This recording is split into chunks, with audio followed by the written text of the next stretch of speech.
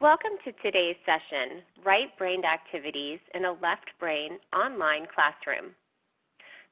My name is Lita Downs, and I'm with the Center for Faculty Excellence. And today on the line, we have Dr. Juliana Robinson and Dr. Elizabeth Suarez. They're both from the School of Counseling. That's also in the College of Social and Behavioral Sciences. Today's offering was originally presented at our Walden 2020 National Faculty Meeting in Tampa, Florida. We're so excited to have both Drs. Robinson and Suarez on the line today for today's recording. And at this point, I'm going to turn things over to them. Welcome. Thank you. I'm Dr. Julie Robinson, and I am coming to you today with an interest in this particular topic. Given my background of 20 years in counselor education, I was trained as a play therapist by Dr. Gary Landreth at the University of North Texas. And as a play therapist, I believe that for children, toys are their words and play is their language.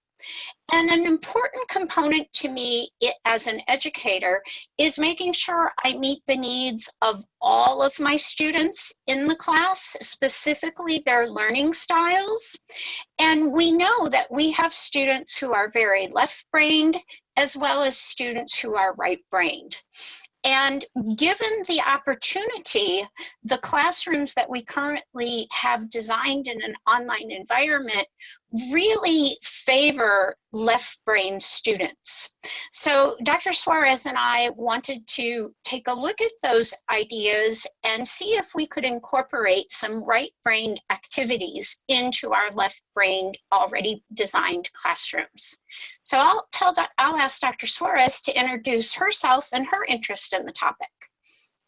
So I have been in counselor education since 1997, and I found that when I was teaching, especially some of the more difficult concepts for students to grasp, that experiential activities tended to be able to get at some of the issues in a deeper way than just having them read and write me a paper. And so I started incorporating experiential activities a lot. And then when I moved to the online classroom, I found, and that was in 2007, I found, like, how do I translate these? And so it's been trial and error, but that's why I'm interested, because a lot of times we get almost, I want to say, a fuller discussion because we're able to bypass the logical and look at you know, what does your heart feel about this? What are the emotions around this? And so that's why I love these left brain activities, and it's been fun to join with Julie in that. So starting off today, one of the things that I'm sure you have experienced as an online instructor is the fact that it is hard at times to get student engagement in an online environment. But what we know from the research is that there is a positive relationship between student engagement, learning outcomes, and learning technology. It's important for our students to interact with the content of the class, with each other, and with the instructor. And all three of those interactions lead toward engaged learning. Next slide, please. We designed right-brained activities in the idea of allowing students who have a more creative side for learning to be able to become actively engaged and involved. Experiential learning, such as creative arts activities, allows for students to connect their learning to the real world, which in future professional growth is necessary. And these basic skills of creativity that emerge from these engagement activities will allow students in the future to be able to integrate into the working world community. Next slide, please. One of the things that we like to do with our creative arts activities is to tie the activities to a student's specific event, an academic concept, or an experience? Next slide, please. The research has shown us that there are 5 qualities linked to creativity: imagination, originality, openness to new ideas, use of critical thinking skills, and the ability to communicate. All of these qualities are necessary qualities for students in order for them to begin work after commencement. Next slide, please. The first activity that we want to share with you today is what we have entitled the self-CRESS. The activities that we're going to share with you today, we have designated specific points in the classroom where we are suggesting these activities might fit. However, these are not recipes. There are no specific rules. You as the instructor can be creative in how you design these activities and how you utilize them in your classroom. In the School of Counseling, our class cafe activity in the first week in all of our classes is to introduce yourself as a student to your class. What we have found is that most of our students copy and paste the same introduction from class to class that they have taken. So we wanted to mix it up a little bit, and with this activity, we're asking students to choose a medium to present an introduction of themselves to the class. We do not give them specific instructions of the medium to choose. They have a number of opportunities to utilize things like magazine pictures, photos, drawings, poems, etc. We ask them to take a crest and make it with symbols that represent their values and their ambitions, and to post this crest in the class cafe. We then ask students to respond to each other's crests, asking questions, making comments, and connecting what they have learned about their fellow students. And one might ask, do I, as the instructor, post a copy of my own crest or post examples of other students' crests prior to seeing what my students are posting? And again, I do not choose to do it that way because I don't want to lead the students. I don't want them to feel that if I've posted an example, either my own crest or other students' crests, that that is the way it needs to be done. I want the student to have the sense of freedom and creativity to interpret the instruction in whatever way they see fit. Next slide, please. So we do have some examples of student crests from classes where we've used this activity. And just in case you happen to recognize any of the students in these pictures, we want to let you know that we did have the students sign releases and waivers that gave us permission to utilize their crests as a part of our presentation here today. So in this particular student's crest, you see that he decided to utilize pictures and then to have some words where he indicated things about himself, what was on his mind, and about his friends. And you can see that his pictures also are connected to where he lives, what he enjoys doing, and what is on his mind. Next slide, please. In this particular student's crest, we see a different approach to the assignment. We see that this particular student has given herself 4 different categories: family, yoga, travel, and pups. And we see that in the center of her crest, she's indicated bullet points of things that are extremely important to her. And it should be known here that yes, Dr. Suarez and I are both counselors, but we do not utilize these activities with our students to find psychosocial meaning or emotional meaning. In other words, we're not analyzing these particular activities from that perspective like we might if we were to be utilizing these with clients. These activities in the classroom are solely meant for students to have different opportunities and experiences to express themselves, specifically tapping into their right brain creative side. Next slide, please. Can I just say something with that? One of the things that's neat too is these students that have been in classes together for a year start finding out things about each other that they didn't know, because you've given them freedom to say more about who they are or just say what they want to say. So there's a lot of freedom, but they do go, oh, I didn't know that. I didn't know you liked yoga. I like yoga too. What do you think? You know, and they can start building relationships there. So thanks, Julie. This is another activity that we've done in the introduction class CAFÉ, and I've done it in the multicultural class as well, because you know, usually the name, it's asking them to give the story behind their name. Why did their parents choose the name that they got? Is it still the name they use now? Have they changed it? Have they shortened it to a nickname, and why? And they can choose to, again, go as deep as they want, or but talk about their name.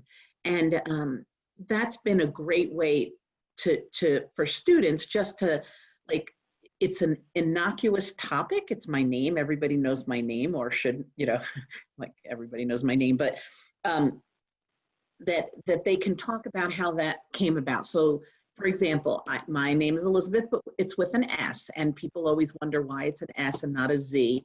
And my grandmother was with a Z, but my mother had spent a year in France, and in France they spell it with an S, and she liked that better. So I was named after my grandmother, but with the French adjustment to my name. So again, get students talking to one another on something different than the same, as Julie said, the same paragraph that they've given each time. Here's where I am in the program. Here's what I want to do in the future. And it also bonds the students, I think, in a different way. So next slide. Okay, this one is a discussion board activity. And in the discussion boards, I have found that open-ended questions tend to give me much more material to work with the students than a closed-ended question that they have to address 3 different things, and I'm reading mini essays, you know, 1 to 1.5 page essays on the topic. And so I love asking students what their metaphor is of the topic that they're studying. So in this example, I asked them to represent, we were studying, again, this was in my multicultural class, but we were studying racism, bias, stereotypes, discrimination. And they know those concepts, and they can differentiate, they can define them, they can look them up. But I wanted to know how they thought they were connected to each other. And so I had said to them, you know, give me a visual representation, a metaphor for how those 4 concepts connect with one another. And I was very pleased to see all the different ways they came at that topic. And so, you know, it was a puppet show where, you know, stereotypes are the puppets, but the puppeteer is the racism, to what I have here with a campfire where the logs represent the biases. So they feed the fire, which is discrimination. So the biases feed the discrimination, the match is the stereotypes that starts it all, and the smoke that comes out from the campfire is racism, which permeates throughout the culture. And, you know, a great metaphor. And then we could, you know, do more things with that and get more discussion going, because I could say, you know, so if there isn't any stereotypes, then there wouldn't be racism, because there wouldn't be a match to start it. And we can get discussions on that. I've done the same thing with supervision. Again, we're in the counseling, but I think this works for any supervision relationship, supervisory relationship.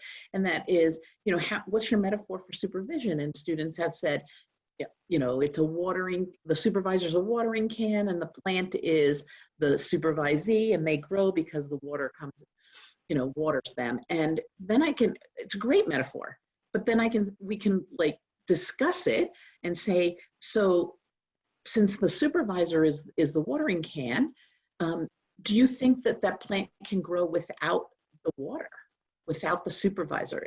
And then we can look at the dirt and what are the other things that supervisees have that help them grow, even if they don't have the supervisor watering them per se. So it can go in so many different directions, but again, that's to me makes the discussion board more interesting because I'm not getting all the same answers and students are responding to one another, not to someone in very different ways than, yeah, I wrote the same thing and I agree with you. So there's metaphor utilization. Next slide. So our next activity is what we call animal clay sculptures. And this provides a safe metaphor for the class member to express their understanding of a concept. And what we ask the students to do is choose an animal that represents themselves. This can be a true animal, such as the pictures, the giraffe or the lion, or it can be a made-up animal. Maybe it's a combination of different parts of different animals. And we ask them to actually turn this into a sculpture. We suggested the use of model magic, which is a Play-Doh type of medium that will dry and the students can paint it, they can glue things to it. But there are certainly many other ways that a student can make an animal clay sculpture, things like socks, paper bags, construction paper. So we ask them to create an animal that represents themselves. And we ask them to keep this animal because we utilize it in different ways throughout the course. And so for this discussion board activity that we're going to share, if I could have the next slide, please. We're going to ask the students to utilize their animal to teach a concept from the course. And we're going to ask them to video themselves teaching that concept as the animal and upload it to the discussion board. So an example of this would be if I am teaching child and adolescent counseling, I might ask my students to utilize an animal clay sculpture to teach how a counselor develops a relationship with a child and how that developmental process differs when you are developing the relationship with a child versus an adult. And so the student will teach that concept through the animal that they've created. And then in weeks to follow, I will have students in the class address other students' animals with questions related to the topic that they taught. Now, we've mentioned that this could be used as a discussion board activity, but this certainly could be used in lieu of a paper, in lieu of many different opportunities that students have in a left-brained classroom. This activity could be substituted for those right-brained students. One of the things that we have found is that the use of an animal is an opportunity for students to lower their defenses about what it is that they know or don't know. They are able to feel more confident in what they're teaching because they don't see it as themselves doing it, they see it as the animal doing it. So this particular activity is a fun one, and the animal clay sculpture can be utilized throughout the course in different ways. Next slide, please. And then, as we said early on, our activities that we've designed for this particular webinar have been designed with certain points in the class, timelines in the class to utilize them. This particular activity, entitled Abstract Art Activity, is one that we decided would be appropriate to utilize in the last week of the course as a discussion board. The idea is that we ask students to utilize a shape, a color, and a line, and have them represent one newly learned concept from the course. And as you can see in this particular representation that we have, this particular student chose to have their line in the center of the abstract art and not touching any of the sides. And so we would ask the student to explain their abstract art through the concept. How is it that this particular piece of abstract art represents the concept that you are taking away from this course? Next slide, please. So in conclusion, I'd like to leave you with a quote. The integration of creative arts and experiential activities in the online classroom is a marriage between the upper echelon of Bloom's taxonomy of higher order thinking and the major tenets of John Dewey's theory of experiential learning. And you get to put those together in some of these creative arts activities. And so I want to encourage you to think about in your classroom, where are ways that you can incorporate the activities that we mentioned or other ones. You can, one of the things I love is I can tweak some activities to make it work for me in the counseling classroom that maybe someone did in an education or a business classroom. And so just trying to seed and give you guys some ideas about that. But even, we talked about metaphors for concepts, understanding of concepts, or like Julie just said about the abstract art. I mean, having students write a song or a poem or a dance or a haiku that summarizes the concept. I know teaching statistics, that those are very hard concepts, and getting them in a song is ways for them even to remember, like how many things do we know because we learned them in school as songs. So be thinking about these different activities, and we look forward to more creative online engagement for you and your class. Thank you for joining us today.